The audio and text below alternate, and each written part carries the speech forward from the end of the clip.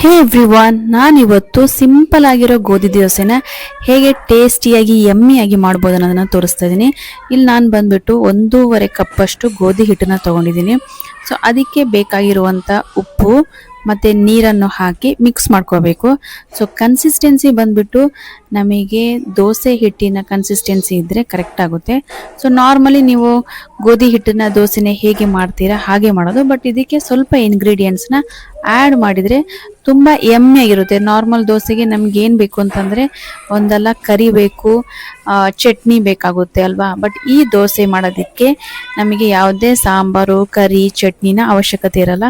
ತುಂಬ ಟೇಸ್ಟಿಯಾಗಿ ಮಾಡ್ಬೋದು. ಹಾಗೆ ನಿಮ್ಮನೇಲಿ ಏನಾದರೂ ಮಕ್ಕಳಿದ್ರೆ ಅಂತೂ ಅವರಂತೂ ಮಿಸ್ ಮಾಡ್ದೇನೆ ಇನ್ನೂ ಬೇಕು ಅಂತ ಕೇಳಿ ತಿಂತಾರೆ.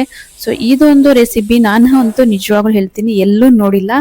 ನಾನೇ ನಾರ್ಮಲ್ ಆಗಿ ದೋಸೆನ ಮಾಡ್ತಾ ಒಂದು ವೆರೈಟಿನ ಮಾಡ್ಕೊಳ್ತಾ ಬಂದೆ. ಇದರಲ್ಲೇ ಇನ್ನು ಆ್ಯಡ್ ಆನ್ ಮಾಡಿಕೊಂಡು ಡಿಫ್ರೆಂಟಾಗಿ ಕೂಡ ನಾನು ಗೋಧಿ ದೋಸೆನ ಮಾಡ್ತೀನಿ. ಸೊ ಮಕ್ಕಳು ಇದ್ರನ್ನ ಬರೀ ನಾರ್ಮಲಿ ಪ್ಲೇನ್ ಗೋಧಿ ದೋಸೆ ಮಾಡಿದಾಗ ಅವರು ತಿನ್ನಲ್ಲ.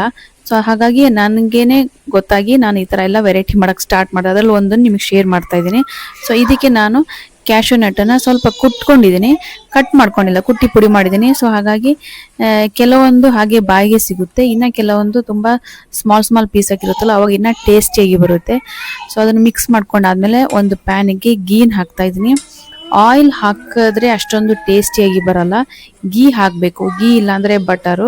ಸೊ ಅದು ಯಾವ ಟೇಸ್ಟ್ ಕೊಡುತ್ತೆ ಅಂತಂದರೆ ಹೋಳಿಗೆ ಇದೆಯಲ್ವ, ಹೋಳಿಗೆ ಅಂತಾರಲ್ವ, ಆ ಒಂದು ಟೇಸ್ಟ್ ಬರುತ್ತೆ. ಸೊ ಆಮೇಲೆ ಗೋಧಿ ಹಿಟ್ಟನ್ನು ಹಾಕಿ ದೋಸೆ ಥರ ಮಾಡ್ಕೊಳ್ಳೋದು. ಸೊ ಇದನ್ನು ತುಂಬ ರೋಸ್ಟ್ ಮಾಡ್ಕೊಳ್ಳೋದು ಬೇಡ ಒಂದು ಸೈಡು.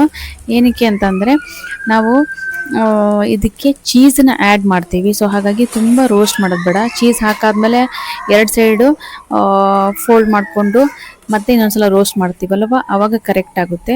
ಸೊ ನಾನು ಮೇಲ್ಗಡೆನೂ ಗೀ ಹಾಕಿದ್ದೀನಿ. ಸೊ ಅದನ್ನೆಲ್ಲ ಮತ್ತೆ ಒಂದ್ಸಲ ಸ್ಪ್ರೆಡ್ ಮಾಡ್ತಾ ಇದ್ದೀನಿ. ಸೊ ಸ್ಪ್ರೆಡ್ ಮಾಡಾದ್ಮೇಲೆ ಒಂದು ಸೈಡ್ ಮಗಚಿ ಇನ್ನೊಂದು ಕಡೆನ ಇವಾಗ ಬಾಯ್ಲ್ ಮಾಡ್ಕೋಬೇಕು. ಇದು ಬಂದ್ಬಿಟ್ಟು ನಾನ್ ಸ್ಟಿಕ್ ತವ ಅಲ್ಲ, ಕಬ್ಬಿಣದ ತವ. ಬಟ್ ನಾನ್ ಸ್ಟಿಕ್ ಥರನೇ ಈ ಕಬ್ಬಿಣದ ತವದಲ್ಲೂ ಕೂಡ ದೋಸೆ ಚೆನ್ನಾಗೇ ಬರುತ್ತೆ. ಸೊ ನಾನು ಎಲ್ಲ ದೋಸೆಗಳಿಗೂ ನಾನು ಇದೇ ಒಂದು ತವನ ಯೂಸ್ ಮಾಡ್ತಾ ಇರೋದು. ಸೊ ತುಂಬ ಚೆನ್ನಾಗಿ ಬರುತ್ತೆ, ಎಲ್ಲೂ ಒಂಚೂರು ಅಡಿ ಅಂಟಲ್ಲ. ನೀವೇ ನೋಡ್ತಾ ಇರ್ಬೋದಲ್ವಾ ಗೋಧಿ ದೋಸೆ ಅದನ್ನು ಕೂಡ ಎಷ್ಟು ಚೆನ್ನಾಗಿ ಬರುತ್ತೆ. ಈವನ್ ನೀರು ದೋಸೆ ಕೂಡ ನಾನೊಂದ್ಸಲ ಒಂದು ವಿಡಿಯೋದಲ್ಲಿ ನಿಮಗೆ ಮಾಡಿ ತೋರಿಸಿದ್ದೀನಿ. ನೀರು ದೋಸೆ ಕೂಡ ತುಂಬ ಚೆನ್ನಾಗಿ ಎದ್ದೊಳುತ್ತೆ ಇದರಲ್ಲಿ. ಸೊ ನನಗಂತೂ ಈಗ ಈ ಒಂದು ಕಲ್ಲಿಂದು ದೋಸೆ ತವ ಸಿಕ್ಕಾದ್ಮೇಲೆ ನಾನ್ ಸ್ಟಿಕ್ ಸವಾಸನೆ ಬೇಡ ಅಂತ ಬಿಟ್ಬಿಟ್ಟಿದ್ದೀನಿ. ಸೊ ತುಂಬ ಚೆನ್ನಾಗಿ ಬರುತ್ತೆ.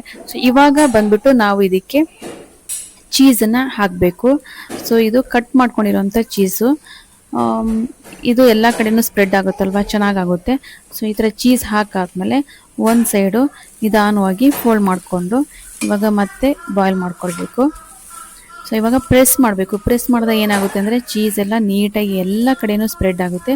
ಸೊ ಹಾಗೆ ಮಾಡೋದ್ರಿಂದ ಎಲ್ಲ ಬೈಟಲ್ಲೂ ಕೂಡ ನಿಮಗೆ ಆ ಒಂದು ಚೀಸ್ದು ಫ್ಲೇವರ್ ನಿಮ್ಮ ಬಾಯಿಗೆ ಸಿಗುತ್ತೆ. ಸೊ 2 ಕಡೆನೂ ಚೆನ್ನಾಗಿ ರೋಸ್ಟ್ ಮಾಡ್ಕೊಂಡಾದ್ಮೇಲೆ ಸೈಡಿಗೆ ತೆಗೆದಿಟ್ಕೋಬೇಕು. ಇವಾಗ ನಾನು ಮಕ್ಕಳಿಗೆ ಕೊಡೋದ್ರಿಂದ ನಾನು ಈ ಥರ ಸ್ಮಾಲ್ ಪೀಸಾಗಿ ಕಟ್ ಮಾಡ್ಕೊಳ್ತಾ ಇದ್ದೀನಿ. ಸೊ ಸ್ಮಾಲ್ ಪೀಸಾಗಿ ಕಟ್ ಮಾಡ್ಕೊಂಡಾದ್ಮೇಲೆ ಇದರಲ್ಲಿ ನಾನೇನು ನಿಮಗೆ ತೋರಿಸ್ತಾ ಇದ್ದೀನಲ್ಲ, ಇದು ಬಂದುಬಿಟ್ಟು ಕೊಕೊನಟ್ ಪೌಡರು ಮತ್ತು ಜಾಗ್ರಿ ಪೌಡರ್ ಬೇರೆ ಹಾಕ್ಬೋದು, ಇಲ್ಲ ಅಂತಂದರೆ ಶುಗರ್ ಪೌಡರ್ನ ನೀವು ಆ್ಯಡ್ ಮಾಡ್ಕೋಬೋದು. ಸೊ ನಾನು ಇದರಲ್ಲಿ ಕೊಕೊನಟ್ ಪೌಡರ್ ಮತ್ತು ಶುಗರ್ ಪೌಡರ್ನ ಹಾಕ್ಕೊಂಡಿದ್ದೀನಿ. ಸೊ ಎಲ್ಲ ಡಿಪ್ ಮಾಡ್ಕೊಳ್ತಾ ಇದ್ದೀನಿ, ಎಲ್ಲ ಪೀಸ್ಗಳನ್ನ ಇದರಲ್ಲಿ ಡಿಪ್ ಮಾಡ್ಕೊಳ್ತಾ ಇದ್ದೀನಿ. ಸೊ ಡಿಪ್ ಮಾಡ್ಕೊಂಡಾದ್ಮೇಲೆ ನೋಡಿ ಯಾವ ಥರ ಕಾಣಿಸ್ತಾ ಇದೆ ಅಂತ. ಕಾಣಿಸೋಕ್ಕೆ ಮಾತ್ರ ಅಲ್ಲ, ನಿಜವಾಗ್ಲೂ ತುಂಬ ಟೇಸ್ಟಿಯಾಗಿದೆ. ನೀವು ಒಂದ್ಸಲ ಮಾಡಿ ನೋಡಿ. Sugar powder plus coconut powder. So mix ಮಾಡಿಕೊಂಡು ಡಿಪ್ ಮಾಡಿಕೊಂಡು ಎಲ್ಲ ಕಡೆ ಸ್ಪ್ರೆಡ್ ಮಾಡಿದಾಗ ಈ ಥರ ಇರುತ್ತೆ.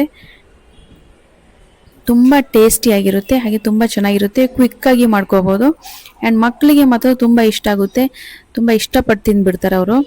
ಸೊ ಈ ಒಂದು ರೆಸಿಪಿ ನಿಮಗೆ ಇಷ್ಟ ಆದರೆ ನೀವು ಕೂಡ ಟ್ರೈ ಮಾಡಿ, ನನಗೆ ಹೇಳಿ ಹೇಗೆ ಬಂತು ಅಂತೇಳಿ. ಸೊ ಮುಂದಿನ ವಿಡಿಯೋದಲ್ಲಿ ಸಿಗೋಣ. ಅಲ್ಲಿವರೆಗೂ ಎಲ್ಲರಿಗೂ ಬಾಯ್, ಟೇಕ್ ಕೇರ್.